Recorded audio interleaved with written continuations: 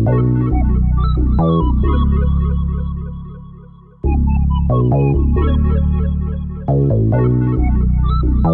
want to know what it is Quick is trying to say.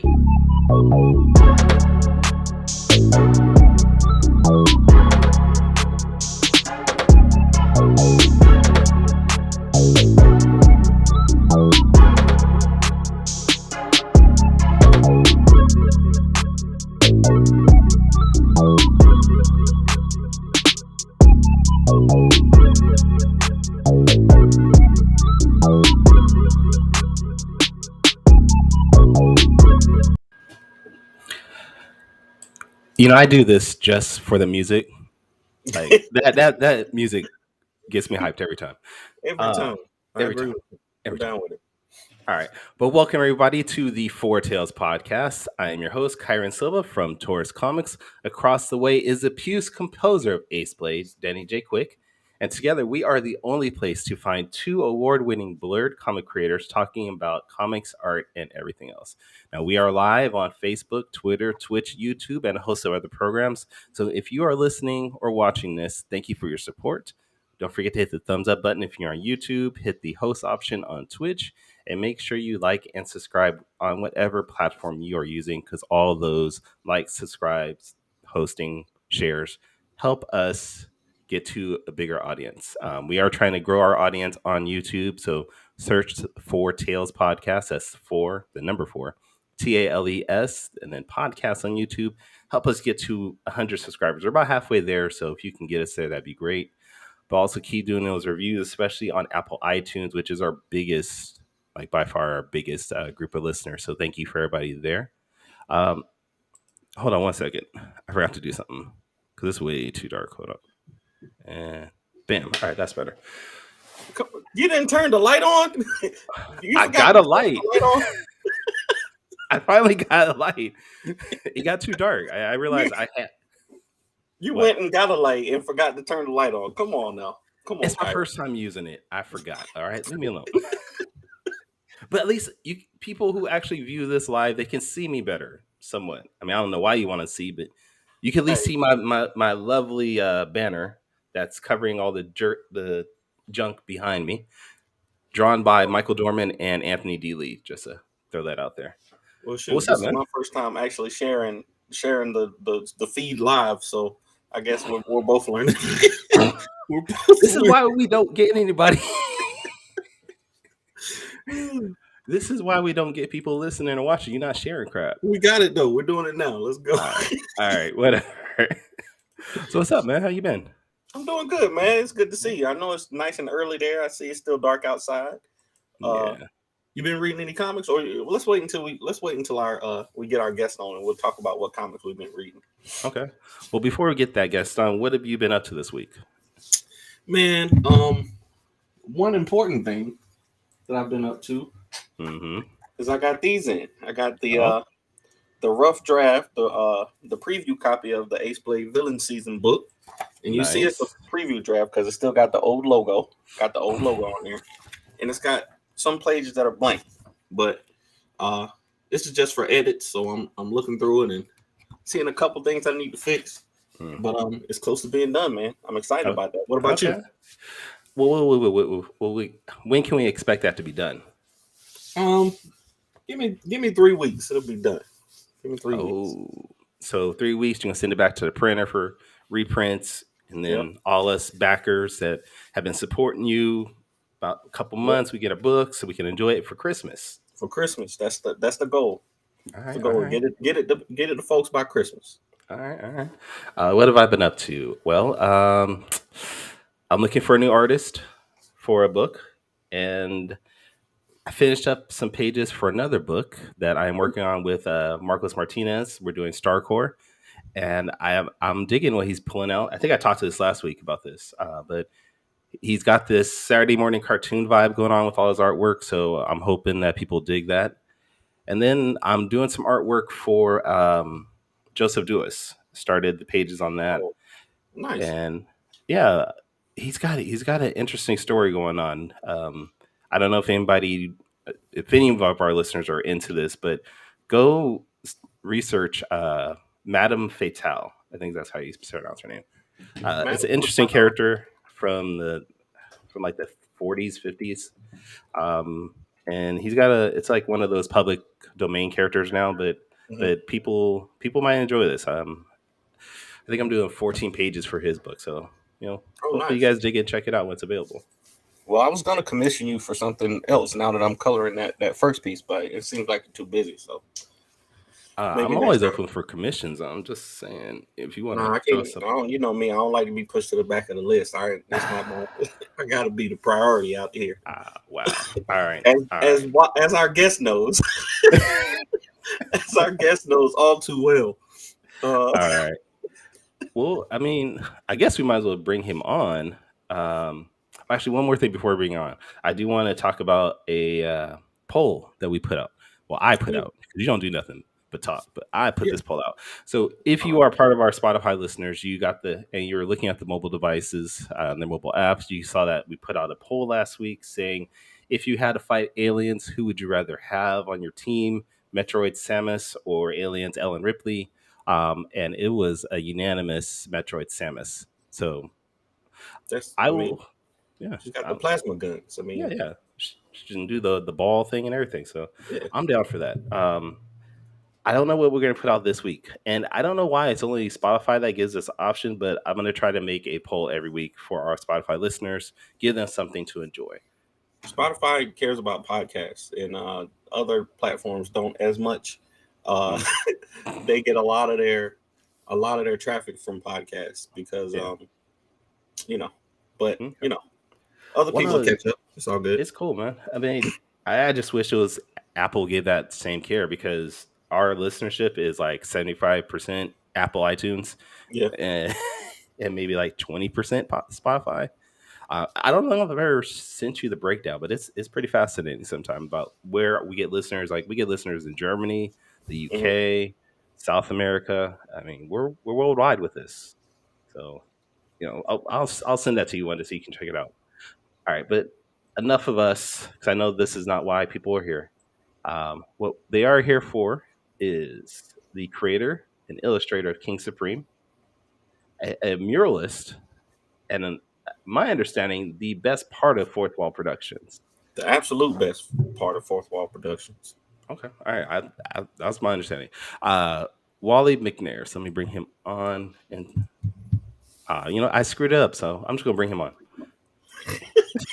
I was gonna do the glow. You know what? Screw it. I spent too much time making this damn video. Do it.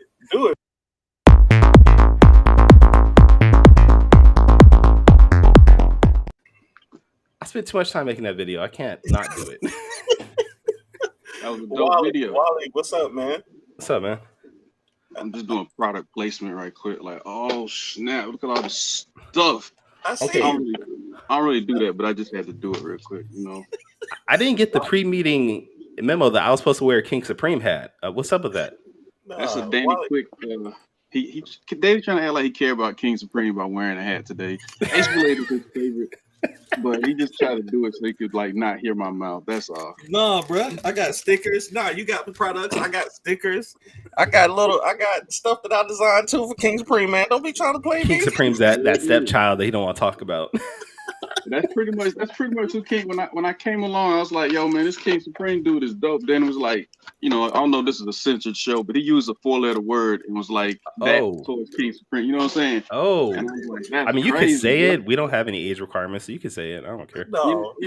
And then King Supreme gets made into a figure, and Danny's like, "I like this guy. Let's do something with it." You know what I'm saying? It's crazy how times change, but we're here now. We ain't gonna complain. Since you brought it up, when can I come get one though? Like, what's up with that? See, can I call you Kai? Can I? I like the shorten names into dope. Kai, listen, man. I've been called that before. I just want to tell the truth, bro. Like, I'll text Danny. It used to be I text Danny, he respond right back. Lately, because he's become so dominant in the independent game. I text Danny. It's like 8 days later. He respond back like, "Oh, dang, man! I didn't even see you had text me. I was watching." That happened one time, Wolly. You know what I'm saying? That's happened to me too, though. So you know what I'm talking about. So all the time. I text him like, "Yo, bro, let me know when you want to get this figure or how you want me to get it to you. He's like, no response. So I'm like, dang, okay. I got some other products of his. I'm like, yo, Danny, it used to be like, yo, man, I'll come tomorrow. Now it's like, I really don't need that. I'm kind of above that. Me and Ace Blade are doing well, so. I mean, it sounds like Danny went Stan Lee on you and said, I got all these other things over here, and I don't really need you no more because I've evolved past you. We ain't going to do it. This not what the show is about today. We came on to celebrate a great creator and not to bash each other. We're supposed to be united. Whoa, my brother, this is not bashing. We just telling the truth. We just want people to know the truth. Like, we only speaking the truth on here. It's like one of those groups where the lead singer just, becomes more important than the team. You know what I'm saying? Sometimes with Danny Quick, he's a good guy. Don't get me wrong. Are you saying Danny went all Temptations on us? If you want to tell the truth, tell the truth, because I know Wolly gets invites to shows all the time, and then he be popping up at shows in Charlotte and Greensboro, down in South Carolina. I live in Charlotte. I hope somebody would hear about me here. And I'm like 2 hours away. I figure, if we a group that you would invite a brother, but I just be getting left out. I just be like, okay, I just, whatever. Oh man, Kai, let me start this whole conversation over. Kai, thank you for having me. I'm just gonna sit back and listen. Just go ahead. Kai, thank you for having me on the show, man, because Danny's a part of like 10 different shows and 10 different events, and I never get an invite for an interview for anything because he knows so many important people now, right? Yeah. So I know. I had to text him like on a Monday, let's say Monday the 2nd, and by that 31st, right when the month was ending, he hit me back and was like, yo, man, I'll get you on the podcast. My bad, bro. I'm just now seeing your text. And I'm like, how do you even find the text for 30-some days before?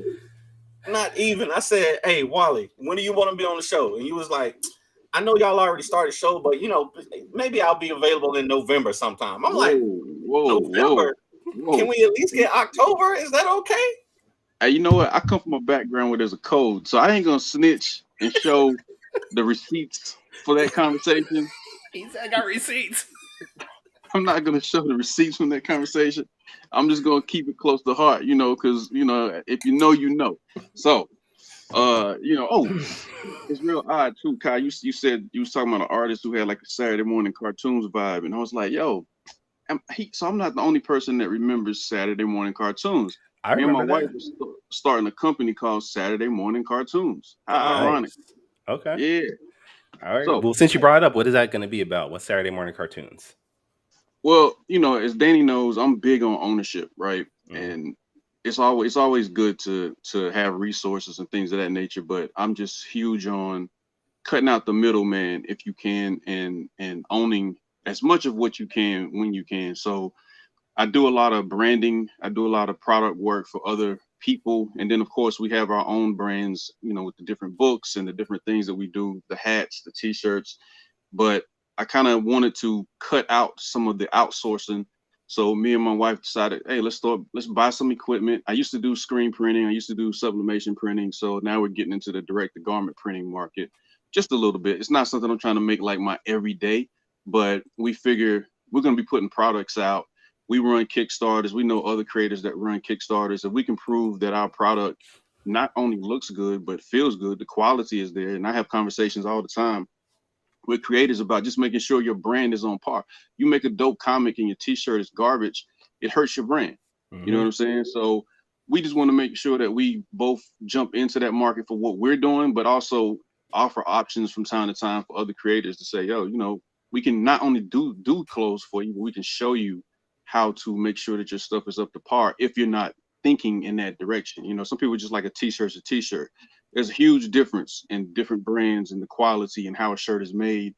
And the same thing with the print quality. You can go out and print something on a $200 machine, and you can print something on a $40,000 machine. But understanding the quality of the inks and how it sets in the shirt and things of that nature are important. So we're using Saturday Morning Cartoons as a umbrella for printing, for design, and then eventually moving into something I love doing, which is community work with kids and trying to open up opportunities. Because I used to do it, I still do, but COVID cut into a lot of it, but a lot of classes with young kids, trying to show them not just the art of creating art, but the business of art. you know, and I would go into these programs and all they want the kids to do is paint by numbers or give them something to color real quick. And that's supposed to be an art lesson. And I'm like, that doesn't equip them with knowledge to go out here and try to build something in this world. It would be good to also show them what it is to think through concepts, what it is to do thumbnails, what it is to have a schedule, what it is to meet deadlines, what it is to just understand branding, trademarks, copyrights, or just putting together a contract. Just basic things that could help them, or just showing them how vast the art world, the creative world is within the world that we live in every single day. So I would run into programs that had all this funding, but they didn't want to put it towards anything that actually benefited the kids. So my thing is bringing that aspect into the world of nonprofits or whatever you want to call it, so that these kids can actually get something, not just be babysat for a couple of hours, but actually walk away with something, learn something, especially in the digital world. Everything is digital today. So learning the traditional base and foundation, and then knowing how to apply it over into the digital world as well. So these are all long-term steps to what Saturday Morning Cartoon starts as and grows into as we continue to develop and plan and you know, move it into the future of some of the things that me and my wife have visions for. I love that, because you know what? I mean, I could see something that not just kids, but just adults that want to get into art could really benefit from things like that. Because a lot of us say, hey, I want to get into art, but don't know how to take the steps to make themselves profitable and make themselves viable and not get screwed over. Honestly, there are so many artists that get into art and technology, or not technology, but graphic design, and then get screwed over because they just are lacking any type of knowledge or training on things like that. So that's actually really good. It's a fact, man.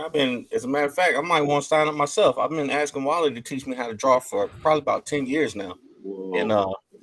And we see what he does. He takes your ideas and then he converts it to his. And then he's like, I'm a genius. I told you he's going Stan Lee. I'm going to say he's Apple, because Apple is great at taking other people's stuff and making it unbelievably amazing. But they let somebody else fail or start it, and then they come in and just be like, you was doing that. We're going to do that 10 times better. So Danny is now the Apple. No, man. I'm just trying to learn how to draw. That's all I want to do. Is that what the J in Danny J Quick stands for? Danny Jobs Quick? Danny Jobs Quick. Shoot. I mean, Danny, drawing is a great thing, but you know, you just gotta have patience. You know, I think you be wanting to jump straight to doing 200-page graphic novels, and I'm like, bro, you got to just take these steps to get better. It's a progressive thing, you know. Yeah. It takes time, man. I don't listen. That's one thing that I always, you know, admire artists about, man. Y'all spend your time and put your energy into these pieces of art. That's why I'm never one to like haggle with people's prices. If you had a price, I know you worth it. Like, especially if I like your work, if I really love your stuff, bruh, I'm gonna pay you, because I know just from this. Kyrun did a commission for me a couple weeks ago. I've been trying to color it. I've been trying to just color it for like 3 weeks. And bruh, like the amount of time that it takes and concentration that it takes to just sit down and color something, to put 3 hours into something, man, it's invaluable, man. So I always admire y'all artists for that. But you did just talk about deadlines, teaching kids how to hit deadlines and stuff like that. I wanted to ask you about that. Because deadlines are the devil. Go ahead. Because you hit me with some game. You hit me with some game a couple weeks ago, and I think, you know, it really just was so honest and true that I adapted the way that I think about it. Because I work in graphic design in the Department of Veterans Affairs, right? And the thing is, you know, you always got to hit these deadlines. We got projects that come up, you know, out of the blue, and they be like, oh, I need it tomorrow, you know. But then you got projects that need, you know, that you got paid for, that are coming up later on, you know. And the deadlines can really mess you up, you know, if you don't, know how to manage your schedule and stuff like that. So will you talk to your philosophy on deadlines, and how do you manage, you know, as an artist, as a freelance artist, how do you manage that stuff, that your job's coming in, and your own personal stuff? I mean, you know, personal oftentimes takes a back seat to paying the bills, right? But sometimes personal also helps you keep your sanity. So there are times when I might just force myself to take that break. Of course, I never want to be late on anything for a client, unless it's like, Danny's starting to change now, but Danny used to be the cat, just be like, yo, get it done whenever you get it done. I'd be like, word? Okay. I'm gonna get these other things done because they want it tomorrow. All right, but so you know your job is important. If you work for a studio that's doing a video game and you don't meet the deadline on character designs or concepts, backgrounds, whatever, you slow the whole process down. So you know that you have to make sure that if you say you can do it, you fight hard to do it. Things do come up. I think communication is number one with any client or any whoever, somebody on your team, like whatever, your marriage, your best friend, your worst enemy. Communication can decide how something goes real quick. So trying to keep that line of communication open. I'm a very private person. I don't like sharing my personal life. That's why you don't see me putting too much of anything personal on social media. But I came to the understanding when we're doing Kickstarters and things of that nature, if something changes in the schedule, you have to let people know, but you also have to give them a valid reason at times for those changes. You can't just be like, yo, it's pushed back and then go on about your day. I mean, you could, but you'd kind of be deemed an asshole if you did that, and you probably wouldn't get any support anymore. But, figuring out what to share and finding the balance in how you're sharing it, so that people know it's real. You know what I mean? Like, reputation means a lot to me. And your word of mouth can make or break you, especially in the world of freelance. So, but for me, I keep calendars on my computer, on my phone, handwritten calendars. So I'm constantly looking at these dates and when things are supposed to be done. I try to communicate well with my clients about when they need things, about when things need to be turned around by.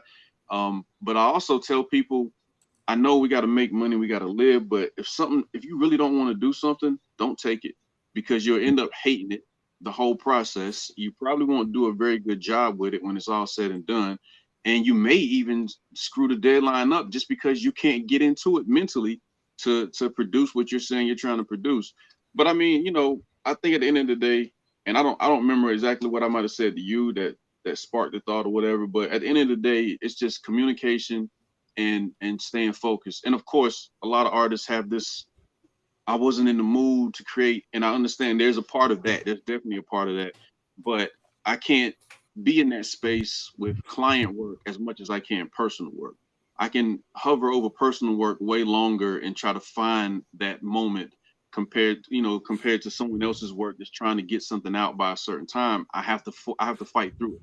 That doesn't mean I don't take breaks. It doesn't mean I don't take a moment to go do something else and say, yo, the inspiration's not there. Let me get into a different headspace and come back.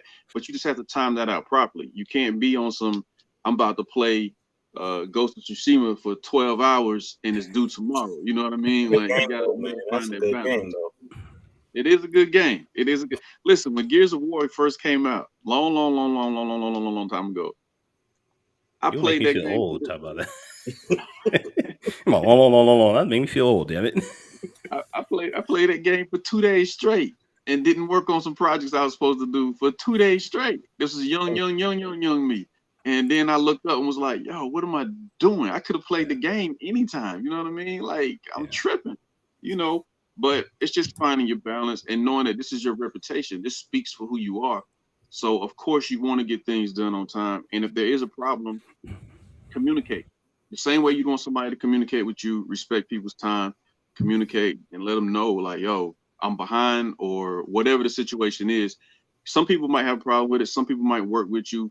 But you got to understand your goal is always to get that work done, especially if it's client based or if people can't depend on you. It's no disrespect. You might be the greatest talent on the planet, but if you can't get it done, they're not going to come back to you unless they just need you that bad. But what's the averages on you being needed that bad when there's so many people out here creating? You know what I mean? Yeah, true. That's very true. I like that. Yeah, it reminds me of Stephen Platt, the comic book artist from Marvel Image. He was an amazing talent, but he repeatedly could not hit deadlines, and he was known. And even though his artwork was fantastic, he eventually just couldn't get any more work because he could never hit deadlines. So that's some word of knowledge there, man. Like yeah, that. Platt's one of the. I think he moved on to do like studio work or something like that later on in his career, or that's probably what he's still doing now. Yeah, that's what he's doing right now. Joe Mad was another one of those guys, and you look at the detail in their work, and you understand to a certain degree, but it's still like it's got to be done. Joe Mad he helped bring X-Men back at one point, and the whole anime combination with American, Western style art combined, really, Joe Mad was at the forefront of changing that. But again, books would get delayed, and things would take a lot of time. People still love his work to this day. Battle Chasers is still a fan loved property, but he's not an amazing game too, by the way. An amazing game, but he's not even drawing the final pages to the new book. He went and hired a couple other people, to make sure that those deadlines get hit. You know what I mean? Yeah, that's true. So, because we are definitely a comic book centered podcast, but doing our research on you, I found you also do a lot of things outside of the comic book realm. And I really want to touch on that because it does seem like it connects to what we've been talking about you inspiring people and talking to people and informing people. But tell me about the Mint Museum and a lot of the work that you've done with that over the years.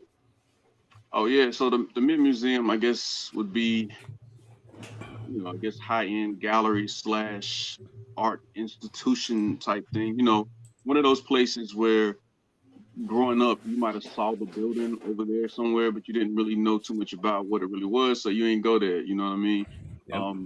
But I was fortunate years ago to meet a lady named Miss Ruby Brittheight, who was working with a program that had been put in place to work with kids basically from the same neighborhoods that I grew up in. And, they would get budgets to have food for the kids and give them a well-rounded week or a few weeks of different activities, from healthcare to art to outside activities to just general education, but in a fun way for after school. Because, a lot of these kids would come home from school and just be kind of there, not much else to do.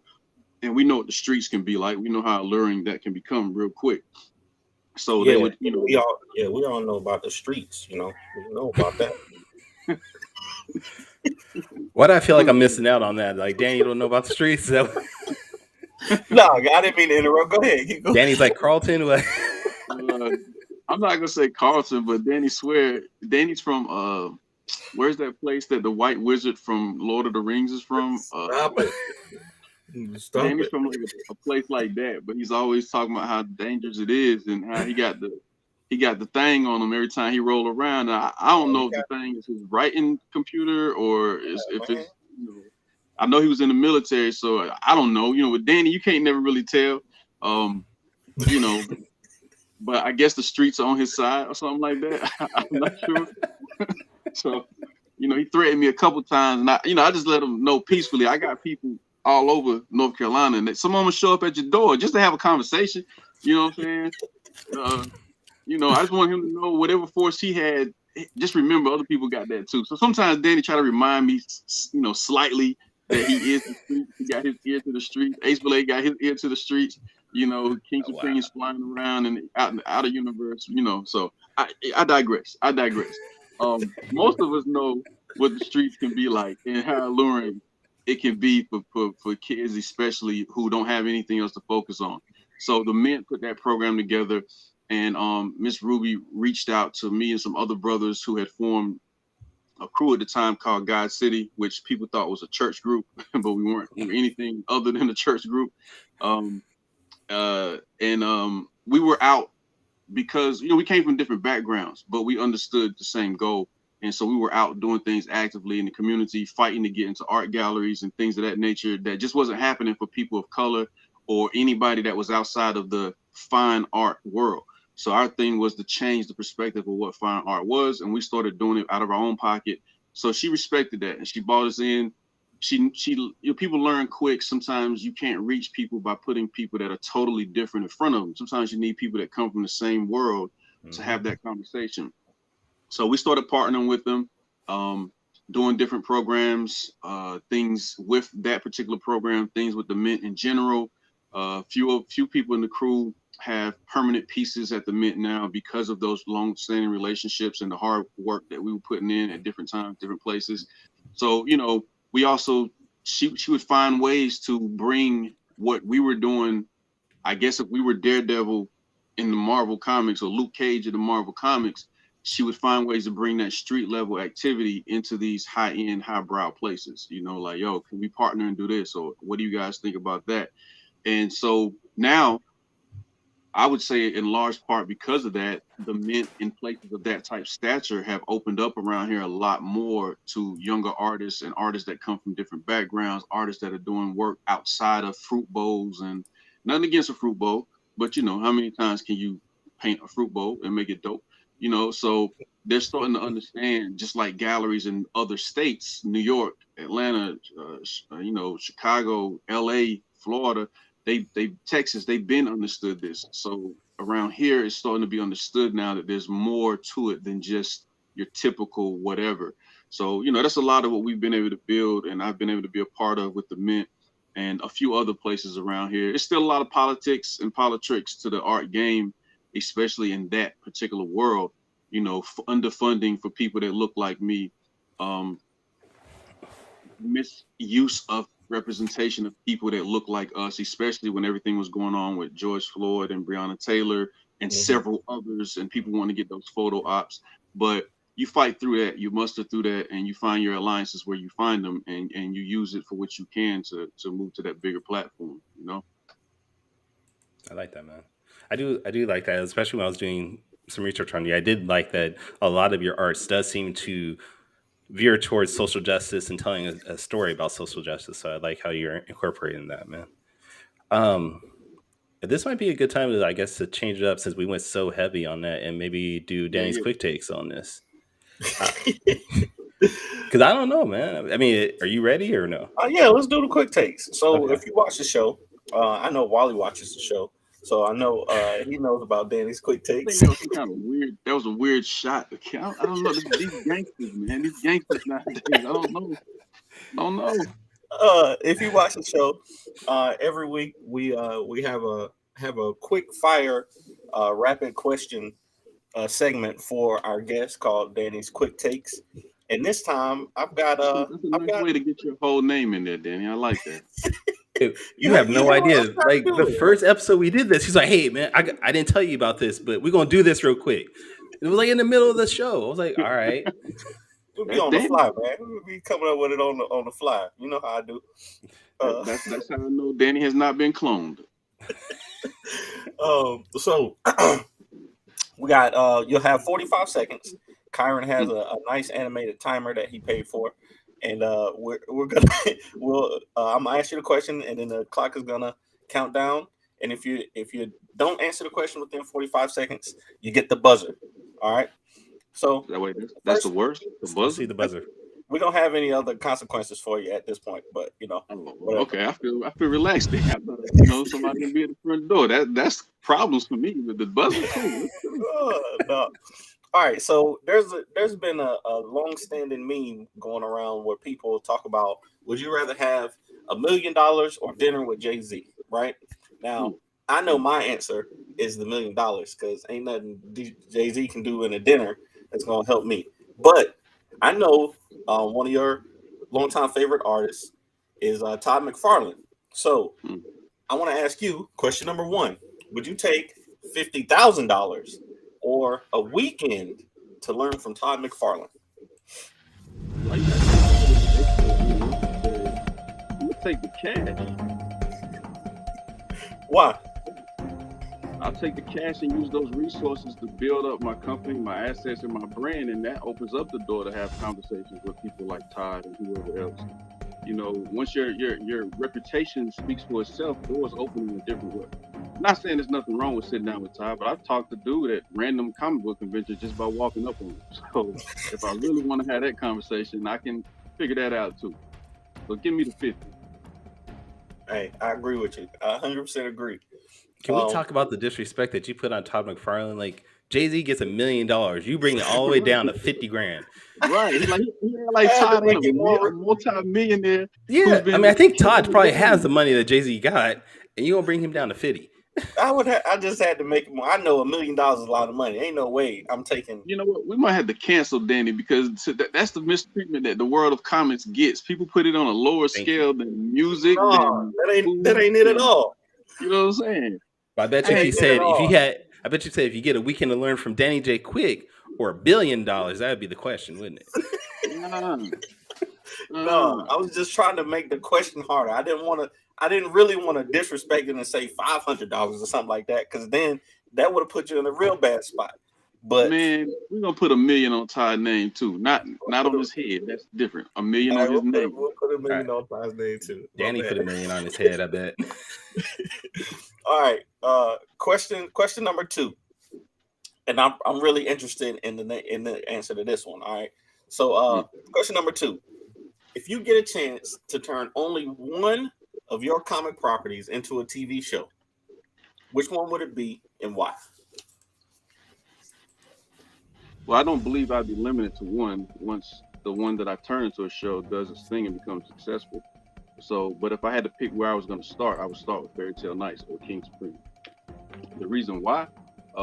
Fairy Tale Knights has a different impact. It's a book we created originally for my daughter back before it was cool to be inclusive and to show people that were different, little girls, especially little Black girls. And I believe there's still a space for that. I don't care how many shows we put out. We're still way behind in the market of showing representation of us in all types and forms. And we don't see a lot of Black men in positive roles. So King Supreme would definitely give us a chance to show both sides of growing up in a certain world with becoming something greater. So either one of those is going to open the door and we getting more TV shows. Easy. I would chose Fairy Tale Knights too, even though, you threw the script that I wrote in the trash. We ain't gonna talk about it. I apologize. I shouldn't have brought that up. First of all, it was digital, so if I was gonna trash it, I'd have to hit delete. But second of all, delete, yeah, that's how you did. You virtually I don't even want to talk about it no more. I don't even want to go there. I don't even want to go there right now. Question number 3. Museums or murals, and why? Can you define what that means a little bit more?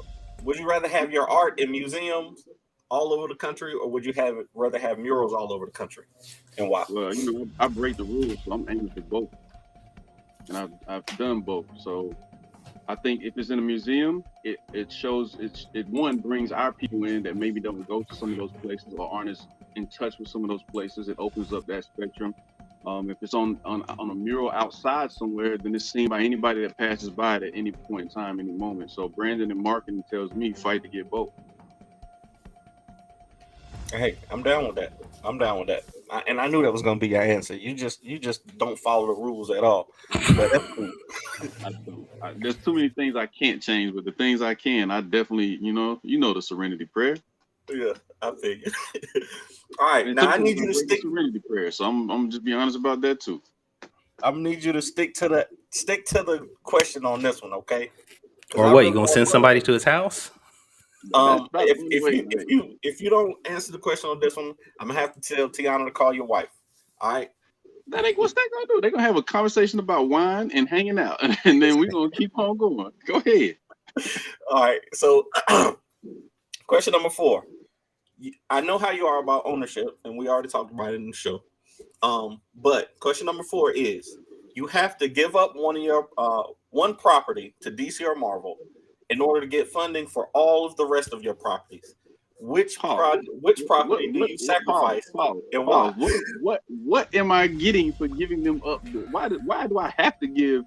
You're getting funding for all the rest of your properties. You got to sacrifice one property to get funding for all the rest of your properties. Man, I'm gonna come up with something new that I don't care about, and I'm gonna give them. He's like, I'm gonna work this system. What are you talking about? They're gonna get that new junk that I don't know nothing about. We threw it together overnight. There you go. Sacrifice Superb Man to DC. Rat Man. So, yeah, something crazy like that. What are we talking about? Come on. Marvel, you want Captain South America? Right. You know what I'm saying? What is we talking about here? No, bro. You see how difficult it is with Wally, bro. You can't get a straight answer out of this dude, man. That's the answer. Yo, they send the joint like, yo, we want one of your joints. We're gonna give you. All right, cool. I'm calling everybody. Hey man, throw the names on the table. Let's do it. Hey, Wally, I'll give you an Ace Blade. You can sacrifice Ace Blade, man. Oh, yeah. What you mean? Not only can we sacrifice them, we can make them white. That's one of those things they do these days, right? Let's do that. Y'all terrible. And take away the purple. That's ugly. Give them green. Yeah, we can make them like Ace Heart or something like that, right? Like, y'all are foolish, logo and all that. We can just take Danny's logo and flip it upside down. That's a heart now, right? I quit. I give up. You still got one more question. Come on. Okay, we got one more question. It's not like it's a good question, but you got one more. I'm not even. I was gonna ask the fifth question, but I already know the way this is going. I already know the answer. Here we go. Question number 5: King Supreme versus Super Bastard in a fight to the death. Who wins and why? Them bros ain't fighting. What's the issue? They gonna look at each other and say, "Hey, bro, what person wrote this crap? Like, bro, we here to change the world, not destroy it. What's happening?" You know what I'm saying? Like, we playing chess. They might sit down and play a game of chess, and whoever wins gets to protect the earth, and the other one goes. But these cats smart. Hey, bro, I got the West Coast. You take the East Coast of the world. I take the Northern Hemisphere. You take the Southern Hemisphere. Make it like that. Like that. That's cool. We ain't got but so many. We putting these brothers against each other. Come on. I love how the only real question he's answered was the first one. Legit. Every other question, he had some type of workaround on that. I love that. Hey, when you ask me these questions, you better put some strict parameters in play. Danny know me. I sit in a meeting with whoever and be like, "Yo, that don't make sense to me. Let's go." Let's go. I've been economically broke all my life, but financially very wealthy, and they can't take that. Can't give them that. All right. Well, that was Danny's quick takes, provided by DC Comics' new series Ace Blade, coming soon. Real soon. Oh, Heartblade. Heartblade. There we go. Heartblade. Hold on. I got to take a moment here. That was funny. All right. So going back to the show. I'll see you. That was too quick. What was that? I'm just thinking, I'm just doing promo things. I see people doing promo things all the time, and I normally don't do that. But nice. Hey, okay. It's a tiger with a crown. I don't got one of those. I got a T-shirt. Finally, but I didn't get one of those stickers. So let's wait. I want to take a moment to make some clarity too, right? So a lot of people assume that I work for Danny, and nobody assumed that. Nobody thinks that. Nobody in the world thinks that. Sometimes it is cool because technically Danny has hired me for projects, and that would mean that technically I'm working for Danny. But I just want people to know, when they deposit and cash those fourth wall checks, I don't get an actual check with my name on it, with a title. I am a partner with Danny and Mr. Morgan.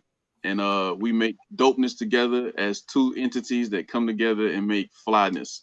But Fourth Wall definitely stands on their own four.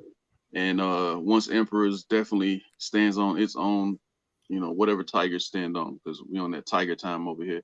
But it's love and it's building and it's unity in that movement. Even though I get left off of podcasts and dope interviews and top 5 conversations and all that stuff. But it's still love, it's still family, We hear y'all hear Wally, but I want you to open up your copies of Ace Blade when you get them and see who's listed as the art director for Fourth Wall Productions. I want y'all to look at the titles that the man has. He didn't even ask for the job, but I made him take it. I gave him the title anyway. Well, next year the government's gonna be trying to break into all of our bank accounts, so I want to make sure I don't get audited because Danny's giving me titles and they think that I'm getting paid. I'm only sending out $5.99 at a time, so don't worry about it. Okay, cool. All right. Well, since you brought up your marvelous book, tell the people who have never read King Supreme what it's about, what inspired you to make that, because we didn't get a chance to talk about your actual book. So King Supreme, Danny actually is the original creator of King Supreme. No, he's not. Don't give him that credit. Don't give that man credit. Back when he cared about it. back when he cared about it. He did a he did a novel, and he did a few issues. What'd you do? 2 issues, Danny, or 1? 1.5. 1.5. And then he just gave up on them. He threw them in the trash. He walked away from them, and I kept having this vision about doing something with a character, something in that walk that fine line between the traditional superhero, but bringing in more modern takes of things that affect daily lives that didn't look like Clark Kent's or Peter Parker's, or if they did mirror them, they mirror them from a different standpoint. What happens when the odds are against you in a different way, and you're not even seen, you're not visible to the world, and suddenly you're godlike. So King Supreme deals with the concepts of responsibility, of course, which is a common thread in comics, but responsibility when you could have went the other way, because the world has always dumped on you. You've always had to find your way and fight through. So there's multiple Supremes throughout time, and we won't jump too deep into some of the things that Danny has planned for the future. But the current King Supreme is Ryan Smith, who is named after and I hate to be getting into all these super deep elements while we're having fun and such, but he's named after my cousin Ryan Smith, who was murdered a few years ago. Very stand-up cat, but he was also very connected to the streets. He was one of those guys that a lot of rappers emulate or talk about, or people want to strive to be, not because that's necessarily what he was aiming for. It's just what the circumstances and society and survival can turn you into. You know what I mean? And so with King Supreme, we want to walk that fine line, like what really makes a hero, what really makes a villain. What is the deciding factor? Magneto is a villain to anybody who's trying to get along or just sees mutants a certain way. But in Magneto's mind, I'm just fighting for my people. Yeah. You know what I mean? Xavier wanted peace for everybody, right? So we got the Malcolm and the Martin, or the early Malcolm, because of course Malcolm started to see things a little different later on, but it was still for my people first. So, society can see you as a villain, even if you're fighting for the greater cause. So a lot of King Supreme just deals with that balance of the 2 main characters, Ryan Smith, who's King Supreme, and Legacy, who is actually an alien from a different planet, who has his own path that parallels the path that Ryan has. And we see the graphic novel that's on its way, we see those 2 paths slowly coming to a head, and what happens when these 2 forces who are very similar but very opposite in their reasons for what they're going for clash, and what happens when that happens, and the responsibility of gaining absolute power. How do you use that, and what stops you from crossing that line and becoming the very thing that you fought so hard to not be? That's cool, man. So since we gave Danny some credit on the creation of King Supreme, how does the production process go between 2 of you? Does Danny just say, "Well, draw this," and then you go from there? Or? Definitely not. Let me give you an answer on that. I asked the man, not you. All right, I'm gonna let Wally get this answer. I'm gonna tell you the truth. Let's hear Danny take real quick. Go ahead, Mr. Quick. Tell us your quick. Get both sides. Get both sides of the story. This is how King Supreme was made, right? I'll go into deep study. I pray and I fast and I meditate for months on end. And I'll edit this part out. I ask the universe. I ask God for a message to give to the people, and then I receive it, and then I put it down on paper, and I say, Wally, this is what we need to tell people with this King Supreme book. I email him, I send it to him, and then Wally reads it, and then he says, "Nah, we ain't doing none of that. We got other stuff we got to do. I got a story I want to tell, and that's what we gonna do." And that's how it comes out, and it's usually better all for it. Is that not facts, Wally? I mean, it's kind of crazy that you say God and the universe tells you this, and then I'd be like, "No, God said that. No, not doing that." Like, which God told you that? Right? Which God in which universe? No, I'm not doing that, baby. The truth of the matter is, so I revised and revamped King Supreme's design, and I pitched it to Danny. I said, "Look, man, I got some ideas. If you dig these ideas, I want to do a one-off, because I don't want to disturb what you already have going with what you're building with Fourth Wall and the universe that you're building, And I also don't want people to not take to it a certain way and it messes with your brand. And so Danny, you know, he was cool enough to hear out my concept, my ideas, but I told him, you know, but I got to do this my way because there's too many personal elements in this story for me to not make sure that it stays true to certain things and that it's grounded in certain elements. So I pitched it to him, he dug it, but instead of doing a one-off, he wanted to make it a part of the continuous world of Fourth Wall, which I still was like, yo, that's a bad idea. You stand too close to me, and there's gonna be some people like, yo, what are you doing? You know, but he was like, nah, I'm with you 100%. I'm gonna go pray and meditate and talk to God, and I'm gonna come back and you know, hopefully this thing works. You know what I mean? And so we, you know, we spend a lot of time back and forth. And I will be honest, a lot of times I'll get ghost on Danny and I'll just show up and be like, all right, this is where we at. And it kind of forces him in a place where it's like, well, you already drew it, so I like I guess that's cool. Let's do that, you know. But we talk deeply about the long term because there's more things to come when I finish this particular volume, and we want to make sure that it all lines up well. So what you're saying it's better to get a forgiveness than permission with Danny. In this case, now there are, you know, in other situations, it's like, yo, Ace Blade, I'll just make suggestions if I'm working on something with Ace Blade, like, bro, maybe we should do that, and it's up to him. But you know, people that work with me on things that I own, they know I can be very hands off, but I can also be very I'm not doing it. You know what I'm saying? I will say Wolly working with Wolly on Ace Blade is completely different than working with Wolly on King Supreme. The Wolly doesn't like to write stuff down. I'll just say that. So like the whole script process for King Supreme is a whole different. You know how what's his name? Stan Lee used to be like, hey, this is what's gonna happen, and we're gonna come up with the words later. It's more like that. It's more like that.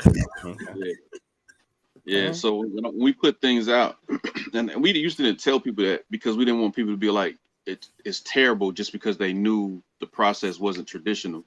And when people had good feedback from the first Prelude book, we slowly started having interviews where we would talk about the process, and then it was like, oh, okay. If I would have known that before, I would have told you it sucked. But you know, but it was good because I didn't know that, and I thought you guys wrote all this out, which, you know, we definitely think it out.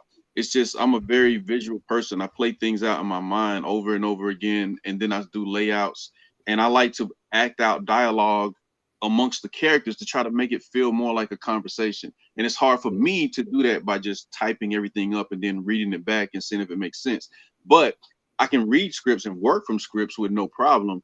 But if it's something I'm more personally invested in, it just has always flowed better for me to do it that way. Even with the samplers we put out for Super Bastard and King Supreme, people thought that Danny or my man Jarrell or someone had wrote them.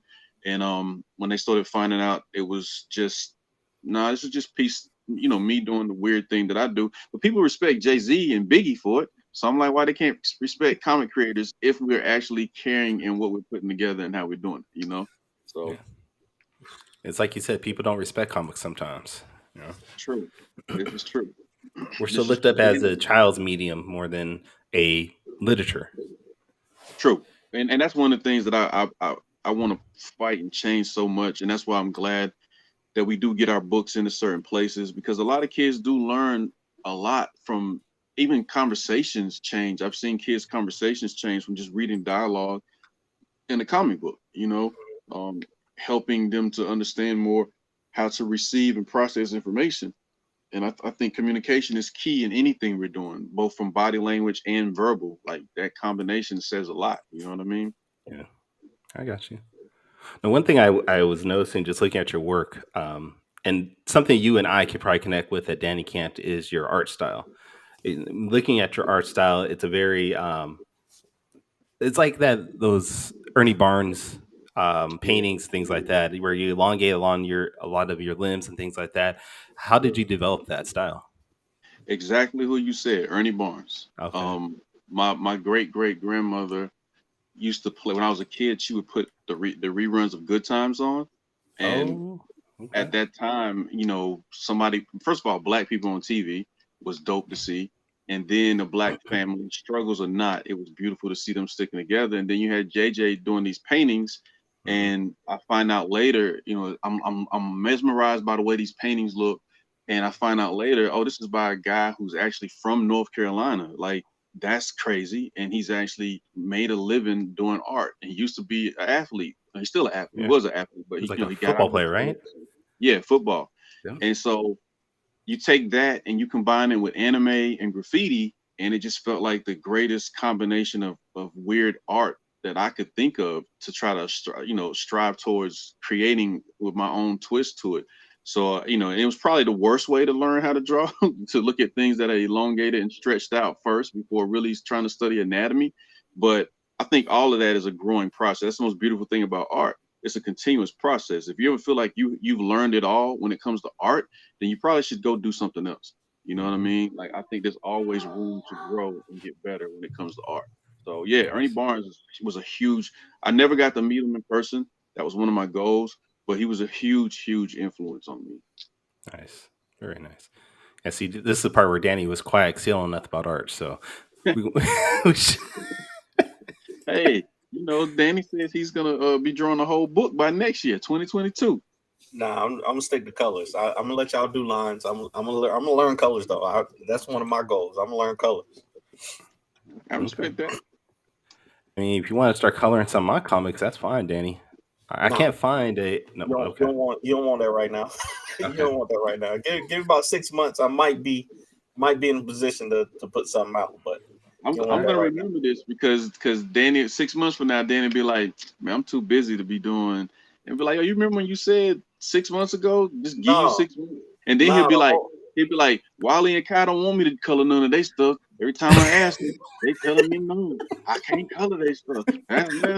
All right, bro, we just gonna remember this conversation. Nah, the entire reason I'm learning colors is because I'm trying to color this King Supreme book. So don't even try me. It's gonna be. Listen, I hear you. When I start dumping these pages on you in a little bit, don't be like, "Oh man, it's coming too fast. I'm just not ready for it." Like, I'm ready. I'm ready. I don't care about that. I'm ready. You need to get yourself a flatter, Danny. Get a flatter. They'll do all the basics for you, and then you can just flatters are expensive. Flatters are expensive out here, bro. I can show you, or I can lead you to some fairly inexpensive flatters if you really want something. No, I want to do it. I want to do it myself. All right. So why don't you just say that? Why don't you just say that instead of trying to make flatters expensive? Flatters are expensive though. Look, especially for 60 pages. No, bro. Ain't nobody trying to. See, the real issue is that he just wants to be cheap and save money. That's all it is. No, I want it to be the way I want it. Danny wants to see his name on the credit sheet like 30 times. Yeah, as many times as possible. I mean, he's like written by, drawn by, inked by, lettered by, colored by, edited by. Concept by. Trying to get that Tyler Perry credit. You're trying to make it happen. Starring Danny J. Quick. Ace Blade. Right.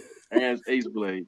Who he is. Ace Blade is him. He just don't say it too much, but No, I mean, I get that. When I first created Shaman's Destiny, my first comic book series, I didn't realize I was putting myself into the comic book until I got to like issue 5, and I was like, all right, he's a martial artist. He likes football. He likes to draw.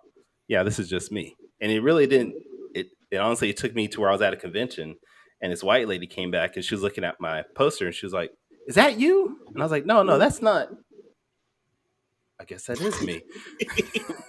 You're right. That is me. My bad. It is me. I guess that is me. So no, we do that a lot of times as creators. We put ourselves into things that we love. True. I agree. I mean, I haven't ever done a character that. A main character that physically looked like me, but I know parts of life and characteristics and personality traits have definitely, found their way into certain characters, and then be like, oh, okay, I see what I'm doing. I see what's happening here, But Danny just blatantly was like, Ace Blade is me from the beginning. Like, he knew once he got his hands on it, he was like, yo, this is me from here on out. Ace Blade got hair. Ace Blade got hair. So okay, this is younger me from here on out. Anything past 22. If he passed 22 and got hair, then it ain't me. It was who you wanted to be, is what it is. Okay, I can take that. I can take that. All right, man. Well, this has been fun. I mean, Danny, I should overstep my boundaries. Do you have other questions for Wally? I know you know everything about the man, but I ain't gonna put him on blast too much more today. Put me on blast. I think we find out a lot. I think every time we're on anything together, we learn more about who Danny J. Quick really is. Learn a little bit more about the gangster from Camelot. Where you from, Danny? No disrespect, Camelot. Stop it, bro. It's Candor. Now today we learned. Today we learned that your evaluation of time spent with Todd McFarlane. All right, we learned. We learned your value on Todd McFarlane as a person and creator in this industry. Wait, can we go back? Because we had a comment on that. Rose said that Todd was not worth it. I mean, Todd's not worth a billion. I don't think he there. Jay-Z, because I think y'all said Jay-Z and Todd McFarlane about worth the same. I don't know. No, we said you would think you were worth $1 billion. We said Todd was at least closer to the $1 million that we give Jay-Z. Oh no, I'm definitely not.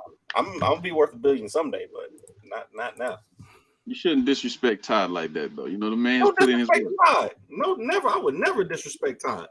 The man is an artist. You said $50,000 for his time. I was trying to make the question hard for you. I was trying to get you to pick the time with Todd. That's all I was doing. Oh, that's what you thought was gonna happen? That's what I thought was gonna happen. He's like, I need money more than I need Todd. Listen. Whatever question I gotta ask Todd, I can run up to that man the next time he's in New York show or something. Hey, bro. Hey, like I did before. Hey, what's happening, cuz? Hey, I got it. You can get his email right off his website. As a matter of fact, that ain't him though. That's that assistant. Close enough. I do want to update people. King Supreme, Super Bastard, still in the works. And if you're following the campaign, then you got updates already. But these two books are super, super important to me. So I'm just making sure I take the time to do these pages the most justice I can. It's behind schedule currently, for sure. In part, COVID did have some impacts on that, but we're not going to just put it all on the monster of COVID. You know, a lot of it is, if you didn't know, and you support the campaign for Super Bastard, the book has been increased to about 100 pages as well. So it was a 60-page book, and now we're peaking out closer to that 100. As I continue to work on pages, I just keep figuring things out that I want to expand, and that can be one of the downsides to working the way that I work. You start reworking things and relaying out things, but it's also one of the freedoms of figuring out the story a little more and whatever. And King Supreme is still in place to be 100 pages because we're doing 2 volumes of that. So both of those volumes are scheduled to be 200 pages. So we're getting there, man. Y'all just stay patient with me. Updates continue to roll every month. And I think we're going to try and do another set of pre-orders for the figure, for those who saw it posted and didn't know we even had it on the campaign. So me and Danny will talk whenever he finds time to talk to me, and we'll figure out putting some pre-orders up for another round of those figures. Just want to throw that out there real quick. Make it happen. I was just trying to check to see if I had back that Kickstarter. It looks like I missed that one. Don't worry. You can take all the stuff that I haven't given Danny, and I'll just send that to you. Bet. I'll take it. He ain't gonna appreciate it. I'll take that. As soon as he gets off this conversational call, this interview, he's gonna take that hat off and put on one of his Ace Blade hats. Mm-hmm. Nah, this is the new look. This is the brand, right? This is the brand now. All right, show the glasses. Show the glasses, Danny. We got the Stanley twos. Here, I will put you up bigger. Twos right there. The Stanley twos. Right there. Okay. We got the King Supreme. The King Supreme snapback. That's the brand now. So for anybody that wants that, where can we find these hats at? OnceEmperors.com. Yeah, that particular hat is on OnceEmperors.com. We have a few colors still available. We got the dad hats that we hadn't put up on the site yet, but we had sold a few of those. Danny, you got one? Danny, you ain't got one of these, do you? I ain't got one of them. No, I ain't got one of them. Oh, I talked to somebody about what happened there. But yeah, we got a few different color options. We are sold out of certain ones. I'm working on restocks on those. But OnceEmperors.com, you can pick those up, or just go to my Instagram page and hit the link in the bio. That's at Wolly V, WOLLYV, as in Victor, and you can go there. But Danny also has some alternate options for, of course, King Supreme is all over his website. But he has some alternate options for some King Supreme. I'm sorry, let me say that right. Ace Blade is all over the website. King Supreme is there a little bit. He has some alternate options there, and we also have the Prelude books on both sites that you can grab because that campaign did pretty well. So we still have books available from both of those and pre-orders for the new books. You got pre-orders on your site, Danny, or are they only on mine? No, we talking about it. We gotta talk about it. Okay. So currently you can get pre-orders for the graphic novel on onceemperors.com as well. And we also have other dope merch, Gundam shirts that I designed and all that other cool stuff on the website as well. Nice. Very nice, man. Well, we appreciate you being on the show. This has been fun. Anytime I can get anybody on here that'll make Danny look stupid, I'm down for it. So we're going to have you back on season 2 at least at one point. It's not hard. We're going to get you back though, bro. For sure. I want to clear up something because it isn't all Danny's fault as far as you being on the show. I do all the scheduling. So I had to make sure that we fit you in the schedule properly. It's like really 10% my fault, 90% his fault. This is really Kyron's show. I'm just here to try to make stuff funny. That's all I do. Listen, you're doing a horrible job at that. He is doing a horrible job. Listen, I respect that, but I still blame Danny because Danny is on 3,000 different outlets and he never calls me. He only calls me to say where's my stepping stone to put Ace Blade on a higher shelf. That's all he calls me to ask about. Lies.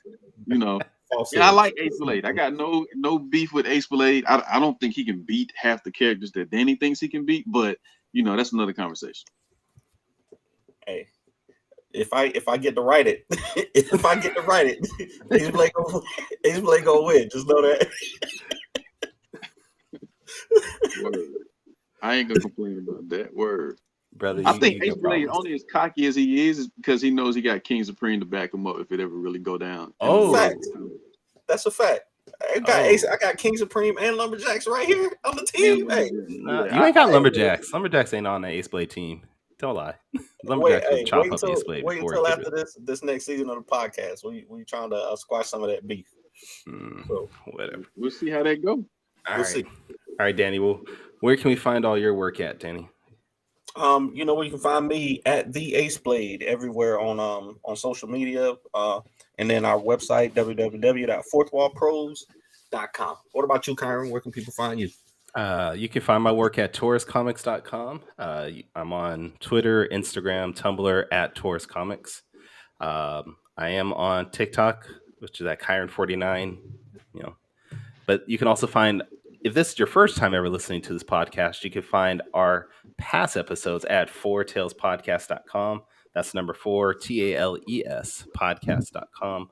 Again, we are on Twitter, Instagram, YouTube. We're not All Might. Stop with the All Might. Yeah, I was thrown off. Like you're plugging. You ain't got nothing Kyron stuff. You ain't got no Ace Blade sitting around. Why are you putting All Might up right now, bro? Hey, we got to talk about this though, because we need Ace Blade and King Supreme plushies. We need that. We need to make that happen. Okay. Oh yeah, plushies is a bet, but why you got to show All Might though? We'll earn nothing from that. My daughter bought that. My daughter bought me that. My daughter bought me that. I keep All Might with me. All right. Well, again, you can find all our stuff at 4tailspodcast.com.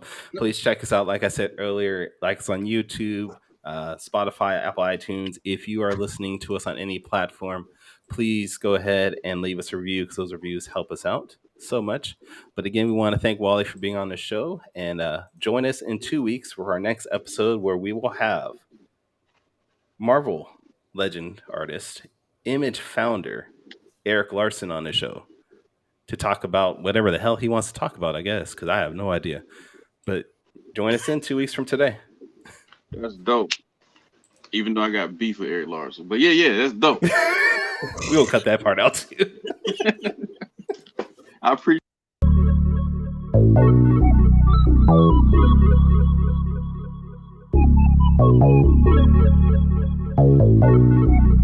I want to know what it is Quick is trying to say.